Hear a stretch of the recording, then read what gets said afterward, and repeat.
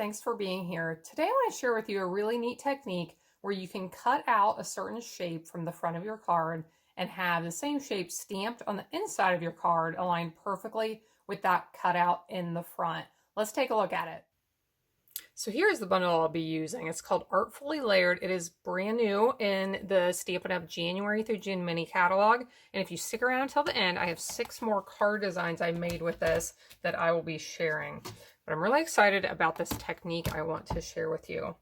So I've already prepared my card base. Measures 5.5 by 8.5, folded in half. And then I put white on the inside and some designer paper from the coordinating Artfully Composed designer paper pack on the front. Those both measure 4 by 5.5.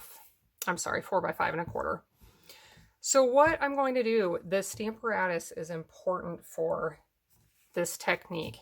And we need to stamp on both the inside and the outside. So what you want to do is lay your card in, make sure it is up at the corner. If you want to use your magnet, you can. Lay that stamp where you want it. And since I'm using a rubber stamp here, I can pull out that foam piece. Sometimes I do leave it in, but I think I'll pull it out this time. And I want to stamp this. I decided I'm going to stamp this in a nice light color. I'm going to use Pear Pizzazz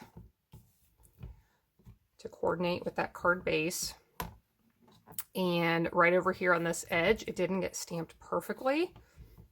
So we'll stamp that again, and if I needed to, I could even re-ink and stamp again. That's one of the reasons I love the Stamparatus, and I hear from so many of you how much you love it too.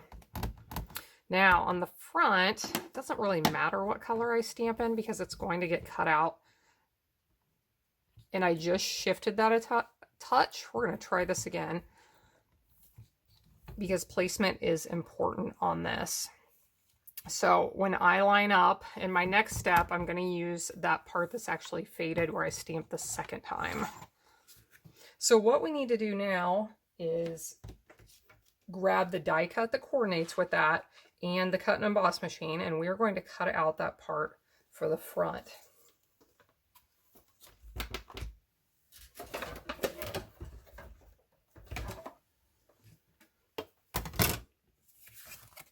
I absolutely love this cut and emboss machine. If you would like to know more about it, I can actually link you here to some more information on it.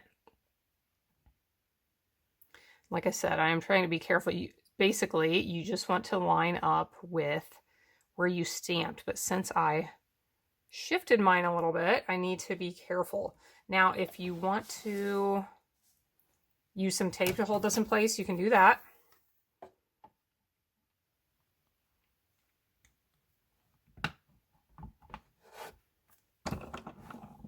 Crank that through, so we'll cut out that front piece.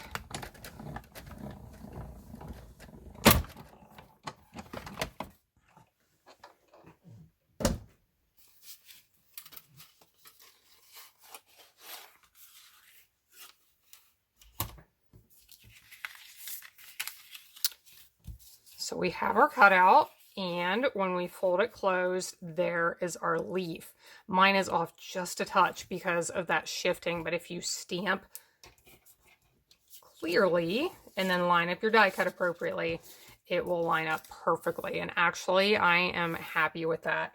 To anyone who is not a card maker, I know we always criticize our own work, don't we? But I do not think that anyone who receives this card in the mail is going to look at that and think that I did not do it right. So now I want to do a little bit with this leaf because I want my greeting to be right there so you can see it through from the front. I also want to add a little bit of shading. So I cut that same die cut out of some cardstock. And here are my blending brushes. Love these too. If you haven't used blending brushes or if you want some more information, I am going to add in a video right here that you can take a look at. But these are one of my favorite tools. So I just want to blend in really lightly from the edges to add a little something. And again, you can use tape here if you want. I usually just wing it and it usually works out okay. Not always, as you as you saw when I stamped on my card. Should have used my magnet to hold it in place and I didn't do it. Oh, I love that. See how that just makes it pop out from the background. And one more step. We'll see if I can do this one right. We are bringing back the Stamparatus back in to stamp the greeting. Now, I wouldn't have to use the Stamparatus for this, but I am going to be, I'm going with the better safe than sorry attitude this time. Here, we'll use the magnet like I'm supposed to. And I am going to line up my greeting where I want it, right there on that leaf. Get that attached to the plate. Now I'm going to stamp this with that darker color, which is in the designer paper, the Evening Evergreen. Now, if you're doing this with a lighter color and you're not sure if it will show up over your stamped image, keep in mind you can do this, which I'm going to do right now. You can ink it again, stamp it again, and you can do that however many times you need to make it stand out from the background. I think that is plenty easy to see, but just for fun, we'll do it a third time. And that looks perfect to me. So that is a nice card with that keyhole cutout in the front. Now, I promised that I would show you 6 more card designs with the same bundle. So let's take a look at those. Here is just a fun, bright one. I really like these big leaf stamps. Anything, trees, leaves, plants, flowers, I pretty much love. But these are just really nice that you can make very simple cards with if you want to. So I stamped that big leaf a few times. I created that background print with the other leaf print. Added a little tag. Here is one. I embossed my card front and just added a few of the die cuts with some ribbon and the little tag, which I cut out myself. There's no die for that.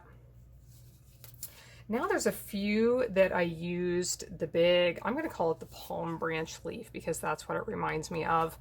And I thought it reminded me of, you know, at Easter at church, we always used to have palm branches that we would wave. So I made an Easter card. In the background, I used the distressed print stamp over and over again, and I thought that turned out really nicely. And then another way I use that same stamp, and I just love how these turned out. This is something I did also with the Stamparatus, where you can get these multi-colors on the same stamp. So instead of inking your stamp with the ink pad, you actually use a sponge dauber. You pick up that ink on your sponge dauber from the ink pad, then you blot it on your stamp, just in certain spots. And then you stamp it, and then you blot on another color in certain spots and stamp it.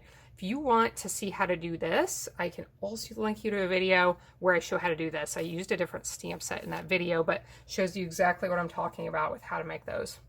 And last but not least, here is one where I use some of those beautiful leaf die cuts, and I actually put them together to make a wreath. So I hope you enjoyed these and learning how to make that keyhole cutout card. Thanks so much for being here today. I hope you'll be back again next time when I will be here helping you to hand make with love.